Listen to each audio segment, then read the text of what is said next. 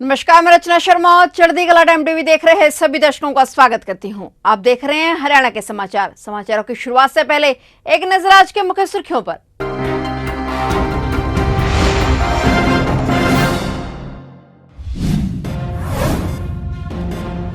हरियाणा के युवा यूके के कॉलेज भी करेंगे पढ़ाई। उच्चतर शिक्षा को बढ़ावा दे रही हरियाणा सरकार।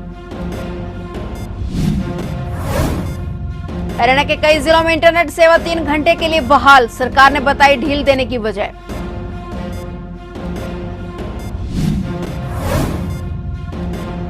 पहली बार नूह हिंसा के बाद सामने आया मोनू मानेसर। बोला, मेरे वीडियो में कुछ गलत नहीं था, मैं तो यात्रा में गया ही नहीं। मोनू ने खुद को हिंसा में मोहरा बनाने का लगाया आरोप।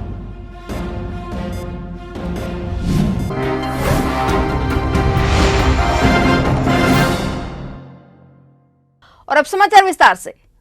हरियाणा सरकार के उच्चतर शिक्षा विभाग और यूनाइटेड किंगडम के कैम्ब्रिज रीजनल कॉलेज के बीच एक समझौता पत्र पर साइन हुए हैं, जिसके तहत अब हरियाणा के सरकारी कॉलेजों में पढ़ने वाले युवाओं को कैम्ब्रिज रीजनल कॉलेज में पढ़ने का अवसर मिलेगा और प्रोफेसरों को भी ट्रेनिंग देने का मौका दिया जाएगा। यही नहीं, कैम्ब्रिज रीजनल कॉलेज के युवा भी हरियाणा के कॉलेजों में पढ़ाई कर सकेंगे। कैम्ब्रिज रीजनल कॉलेज इंग्लैंड के टॉप 10 कॉलेजों में शुमार है। हरियाणा के मुख्यमंत्री मनोहर लाल और शिक्षा मंत्री मूलचंद शर्मा की मौजूदगी में हरियाणा की ओर से उच्चतम शिक्षा विभाग के महानिदेशक राजीव रतन ने और कैम्ब्रिज रीजनल कॉलेज की ओर से वहां की असिस्टेंट प्रिंसिपल मिसेज मोरन हॉरन ने एमओयू पर हस्ताक्षर किए। मुख्यमंत्री ने उच्चतर शिक्षा विभाग और कैम्ब्रिज रीजनल कॉलेज को इस एमओयू पर हस्ताक्षर करने के लिए बधाई देते हुए कहा कि यह एमओयू हरियाणा के युवाओं के लिए सुदृढ़ भविष्य के लिए नए द्वार खोलेगा।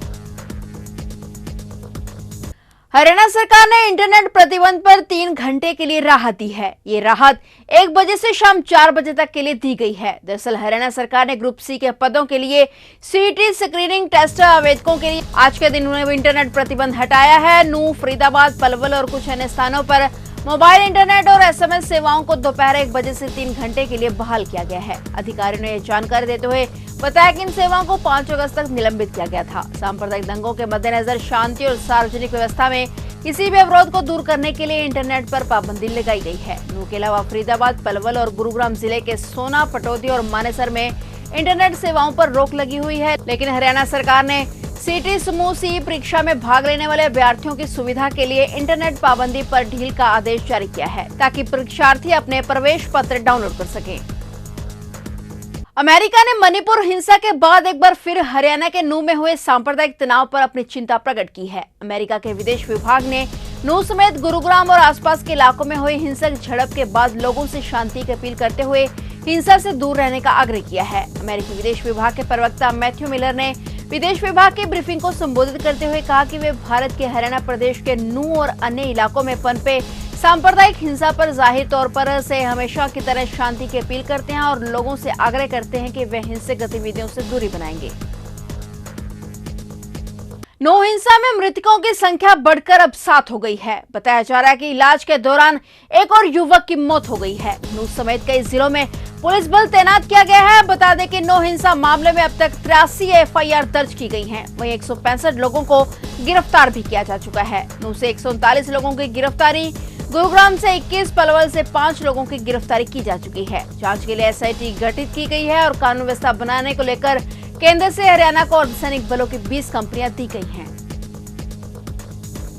हिसार में आज ईडी ने रेड की है। हिसार में 2 जगह और एक हांसी में हुई है। हिसार में खनन कारोबारी वेदपाल तंवर और हांसी में विधायक किरण चौधरी के समर्थक स्वर्गीय सुरेंद्र मलिक के उमरा रोड स्थित आवास पर प्रवर्तन निदेशालय की टीम ने रेड की है। दोनों घरों पर चप्पे चप्पे की तलाशी ली जा रही है। प्रवर्तन निदेशालय की ओर से हुई कार्रवाई से हड़कंप मचा हुआ है। हरियाणा पुलिस भी तंवर के आवास पर पहुंची हुई है। हरियाणा पुलिस की भी सपोर्ट ली गई है और हांसी में कांग्रेस नेता सुरेंद्र मलिक के साथ अर्बन स्टेट में रहने वाले एडवोकेट वजीर कोहाड़ के घर पर भी रेड की गई है। सुरेंद्र मलिक का निधन हो चुका है। ईडी की टीमों ने पुलिस के साथ दस्तक दी और रेड के दौरान किसी को बाहर नहीं जाने दिया। तीनों के घरों पर सुबह से ही कार्रवाई चल रही है। टीम ने आवास पर पहुंचते ही घर के दोनों गेट अंदर से बंद कर दिए और घर के सभी सदस्यों के मोबाइल फोन अपने कब्जे में लेकर जांच में सहयोग करने के लिए कहा। संपत्तियों से जुड़े दस्तावेज के गहन जांच की जा रही है।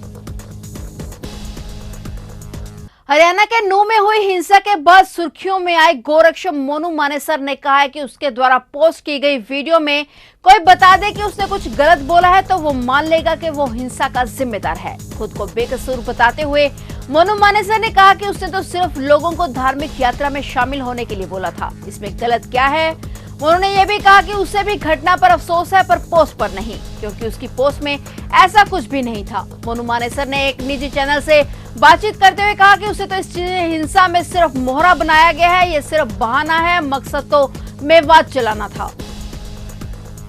महिलाएं आत्मनिर्भर बने, इसके लिए सरकार ने अब सरकारी राशन डिपो में भी महिलाओं की भागीदारी को बढ़ाया है। इस बीच 60 साल से ऊपर के राशन डिपो धारकों के लाइसेंस रद्द कर दिए गए हैं। इसकी जगह अब महिलाएं राशन डिपो चलाएंगी। इसके लिए खाद्य आपूर्ति विभाग ने सरल पोर्टल के द्वारा इच्छुक महिलाओं के आवेदन लेने शुरू कर दिए हैं। बता दें कि कैथल जिले में कुल 84 राशन डिपो के महिलाओं के लिए आरक्षित किया गया है और इसके लिए सरकार द्वारा चलाए गए सरल पोर्टल के माध्यम से आवेदन मांगे गए हैं, जिसकी अंतिम तिथि 7 अगस्त है। आवेदन के लिए शुरुआती शैक्षणिक योग्यता 12वीं पास और उम्र 21 से 45 साल तक की है निर्धारित की गई है। सहारनपुर के थाना कुतुबशहर क्षेत्र मजीद कॉलोनी में निर्माणाधीन मकान के अंदर संदिग्ध परिस्थितियों में शव मिलने से इलाके में सनसनी फैल गई। प्राथमिक जांच में लाश पर ईंटों से हमला कर मारा गया प्रतीत होता है। मृतक के चेहरे और छाती पर ईंट मारने के निशान साफ नजर आ रहे हैं। मृतक की उम्र 25 साल की बताई जा रही है। संबंधित थाना पुलिस ने मौके पर पहुंचकर शव को कब्जे में लेकर पोस्टमार्टम के लिए भेज दिया। वहीं हत्या से आसपास के इलाके में सन्नाटा छाया रहा। पुलिस सभी पहलुओं की जांच कर रही है। ये 62 फुटा रोड के पास स्थित माजिद कॉलोनी है। यहाँ पे तो यहाँ पे एक घर का निर्माण हो रहा था। वहाँ पे सुबह जब यहाँ पे काम करने वाले लोग आए, उन्होंने बताया कि डेड बॉडी पड़ी हुई है, मर्डर होने की आशंका है। तुरंत यहाँ पे पुलिस पहुँचती है, जो बॉडी है उसको देखती है, मुआयना करती है, तो उसमें कुछ जाहिराना चोट लगी हुई है, जिससे अंदेशा हुआ है इसका मर्डर हुआ है। बॉडी की शिनाख्त कर ली गई है। इसका नाम साहिल है। ये हाल की चुंगी क्षेत्र जो है वहाँ का रहने वाला है। हौजरी के कारखाने में काम करता था।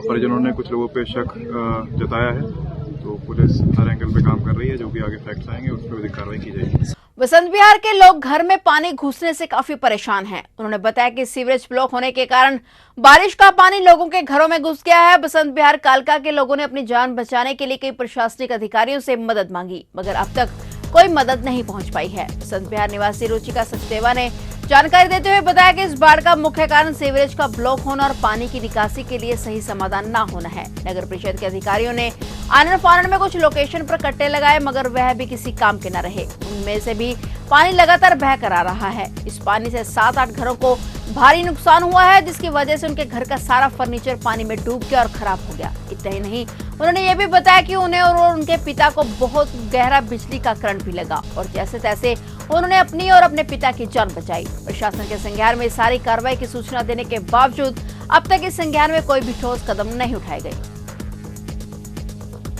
सर, यहाँ पर ना पानी की निकासी का कोई समाधान नहीं है। हमने काफी कंप्लेंट्स की कि आके जगह का मुआयना करें, तो उन्होंने बोला कि आप बता दें। हमने खुद मुआयने किए और उनको जगहें बताई, पर उसका भी अभी तक कोई सोल्यूशन नहीं है। आनन फानन में एक जगह पर 70-80 कट्टा लगा दिया गया, मगर अगर हम दूसरी तरफ देखें तो हाउसिंग बोर्ड के पानी की निकासी इस तरफ आ रही है। ठीक है, कोई भी चैम्बर, कोई भी सीवरेज चल नहीं रहा है और पानी का सारा प्रवाह हमारे घर की तरफ आ जाता है। मेरे पिताजी और मुझे 25 तारीख की रात को 3-3 फुट पानी में यहाँ करंट लगा। हमें कोई बचाने वाला नहीं था। वो तो मेरे पिताजी को थोड़ी सी बिजली की नॉलेज है, उन्होंने जैसे तैसे बताया। 10 मिनट के अंदर सर हमारे घर में 3 फुट पानी था, जैसे किसी ने कोई नहर का बांध तोड़ दिया हो। उस समय में हमें मौका ही नहीं मिला कि हम नीचे के सारे सॉकेट्स निकाल सके। हमने काफी कंप्लेंट्स की, मगर कोई नहीं आया। हमारा घर सबसे लोएस्ट है, यहाँ पर 6 बार पानी आ चुका है सर। हमारा कोई फर्नीचर नहीं बचा, हमारे कपड़े बिस्तरे सब, जो जमा पूंजी एक मिडिल क्लास मैन इतने सालों में जोड़ता है ना जी, हमने एक दिन में वो बहती हुई देखी है। जो थोड़ी बहुत उम्मीद थी वो तब टूट गई जब मेरे पिताजी को करंट लगा। जब मैंने अपने कमरे में गई पीछे उनको देखने के लिए, तो वो पानी में लेटे हुए थे। मैं परेशान हो गई। उन्होंने बड़ी हिम्मत जुटाकर सिर्फ एक शब्द बोला, तार। और मैं इतना समझ पाई कि मुझे तार खींचनी है कोई। जब मैंने तार खींचनी चाही तो उनके हाथ में एक सॉकेट था जो उनके हाथ में अकड़ा हुआ था। उन्होंने मेरी जान बचाने के लिए उस सॉकेट को ऊपर किया। मुझे भी बहुत करंट लगा, पर कह दे प्रभु की कृपा थी, हम बच गए।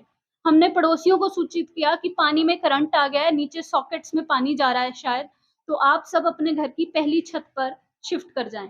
हमारे पड़ोस के कुछ लोग हैं, उनको भी करंट लगा। हमने ये सारी सूचना दी, मगर अब तक कोई नहीं आया sir. Diploma engineers association Haryana की मांगों को लेकर कैथल में बैठक आयोजित की गई। मीटिंग की अध्यक्षता जिला प्रधान राम मेहर दलाल ने की और मीटिंग में विसंगतियों सहित सभी मुद्दों पर चर्चा की गई। इस दौरान डिप्लोमा इंजीनियर्स एसोसिएशन के सदस्यों ने अपनी मांगें बताई। सारे डिपार्टमेंट हैं जो हमारी एसोसिएशन के अंडर आते हैं, 18 डिपार्टमेंट हैं, वो सारे हैं, सभी साथी इकट्ठे हैं। तो आज ये वेतन विसंगति का जो मामला हमारा काफ़ी लंबे टाइम से चला हुआ है, एक तो वो है। दूसरा, हमारी जो प्रमोशन है वो गवर्नमेंट नहीं कर रही। मतलब इतनी ज़्यादा वैकेंसियाँ पड़ी हैं एसडीओ की, नहीं तो वो एडिशनल चार्ज देते, सीडीसी चार्ज, नहीं प्रमोशन करते, नहीं डायरेक्ट रिक्रूटमेंट करते हैं। तो हमारी 4 डिमांड है फिलहाल जो हमने गवर्नमेंट तक भेजी हैं। तो उसमें पहली वेतन विसंगतियाँ दूर करने बारे, दूसरा हमारा जो कोटा है वो आसपास जितना है, पंजाब है, यूटी है और है, तो वहाँ 75%। तो हमारी डिमांड ये है कि जो प्रमोशन कोटा जेई का वो 75% किया जाए, वेतन विसंगतियाँ दूर करी जाएँ। और जो 2 डिमांड हैं वो कॉमन है सभी डिपार्टमेंट की। तो ये 4 जो डिपार्टमेंट 18 जो मांग है 18 डिपार्टमेंट की सामूहिक है। तो ये हम गवर्नमेंट तक पहुंचाना चाहते हैं कि ताकि हमें भी कोई लंबी स्ट्राइक वगैरह पर ना जाना पड़े। तो हम चाहते हैं कि गवर्नमेंट बात करके जो भी हमारी जायज़ मांगे हैं वो उनका समाधान करे, ताकि ये जो डेवलपमेंट के काम है सरकार के वो बाधित ना हो। तो ये थे हरियाणा के समाचार और नए समाचारों के साथ फिर से हाजिर होंगे। तब तक के लिए देखते रहिए चढ़ती कला टाइम टीवी।